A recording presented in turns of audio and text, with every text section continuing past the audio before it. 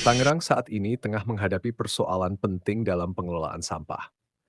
Meski berbagai upaya telah dilakukan, Kota Tangerang masih menghadapi sejumlah tantangan. TPA Jatiwaringin sebagai tulang punggung pengelolaan sampah di Kabupaten Tangerang kini mendekati batas kapasitas dan membutuhkan penataan tata kelola yang lebih baik. Selain itu, keberadaan TPA ilegal juga masih menjadi masalah, sehingga pengawasan dan penegakan hukum perlu semakin ditingkatkan.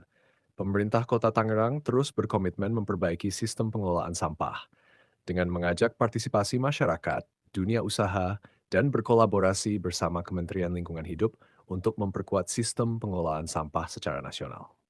Assalamualaikum warahmatullahi wabarakatuh. Selamat siang, sahabat lingkungan semua.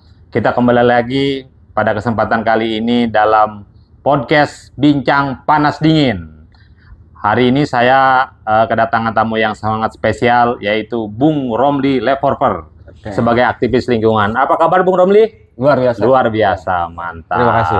Baik, sahabat lingkungan semua, pada podcast kali ini kita akan membahas soal sampah ya, yang ada di daerah-daerah, terutama di Tangerang ini. Seperti apa kondisi sampah? Nanti kita akan menyampaikan menanyakan lebih jauh tentang pandangan-pandangan beliau sebagai aktivis lingkungan yang memang sudah 10 tahun ya Bung ya, bergerak di bidang lingkungan. Kurang lebih. Banyak lebihnya, kurangnya banyak. Oke. Siap Bung Romli, kita awali dengan kondisi sekarang sampah di Tangerang ini. Seperti apa kondisinya Bung Romli melihat? Saya melihat bahwa kita mengalami satu potensi darurat sampah akibat dari kebijakan yang sejak awal keliru dalam soal pengelolaan sampah. Jadi ini adalah imbas bahwa pemerintah kita nilai tidak serius dalam hal pengelolaan sampah. Undang-undangnya sudah ada, tapi implementasinya tidak efektif. Akhirnya sampah itu menumpuk di TPA, sampah itu menumpuk di pinggir jalan, sampah itu menumpuk di pemukiman. Ini yang kemudian jadi problem hari ini. Nah, saya kira ini yang kemudian menjadi isu penting untuk kita sikapi bersama agar persoalan sampah ini selesai. Siap.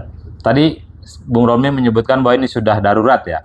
Ya. Kalau boleh dikatakan daruratnya apa? Sudah KLBK atau sudah awas atau seperti apa? Ya, kita bisa mengkategorikan bahwa ini kondisi yang memang kenapa saya sebut darurat. Karena sampai sekarang tidak ada kebijakan yang bisa menyelesaikan persoalan sampah.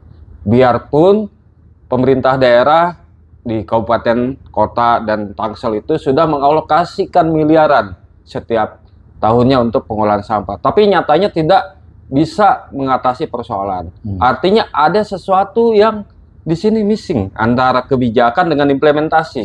Ya. Jadi kemana anggaran yang miliaran itu? Gitu kan? Faktanya hari ini kita masih menyaksikan adanya fenomena gunung sampah di TPA Jatiwaringin. Ada fenomena adanya gunung sampah di TPA Rawakucing dan juga di TPA yang ada di Tangsel. Artinya ini ada satu kebijakan yang keliru dalam hal pengelolaan sampah. Kebijakan apa yang seperti keliru?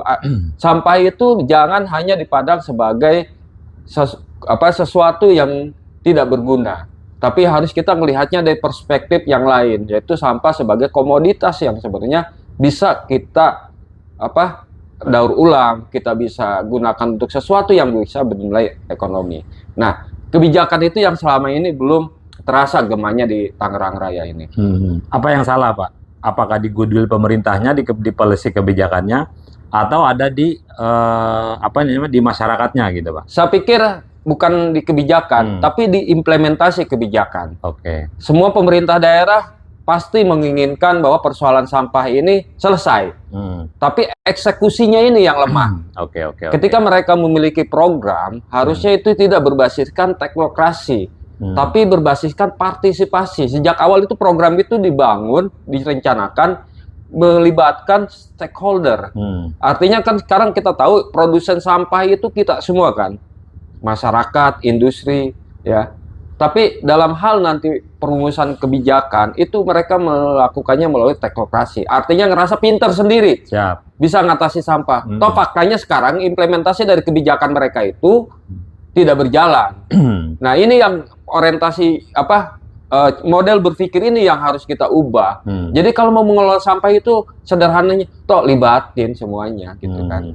Mulai dari pemerintah desa, kelurahan, kecamatan, dan lain-lain, sampai mungkin tingkat RT RW. Saya yakin bahwa lini terdepan atau garda paling depan dalam hal pengolahan sampah itu bukan hanya level kelurahan dan desa, tapi ke level RT dan RW. Siap.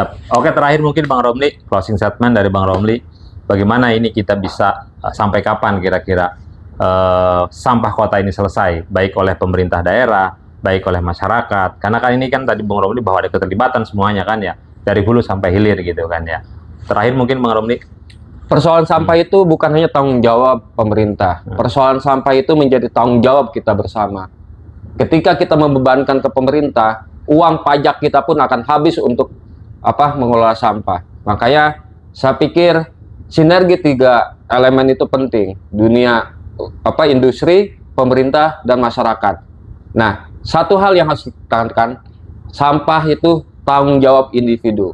Karena setiap individu adalah produsen sampah. Ketika kita sudah merasa bertanggung jawab, lambat laun persoalan sampah akan teratasi. Terima kasih. Siap. Terima kasih Bung Romli. Ya. Nah, sahabat lingkungan, itu mungkin unek-unek atau pemikiran aktivis lingkungan kita tentang bagaimana penyelesaian persoalan sampah kota ini dari sisi kebijakannya, dari sisi masyarakat dan industri dan segala macamnya. Nah, kita akan kembali lagi pada podcast pada Desi dengan tema-tema yang menarik.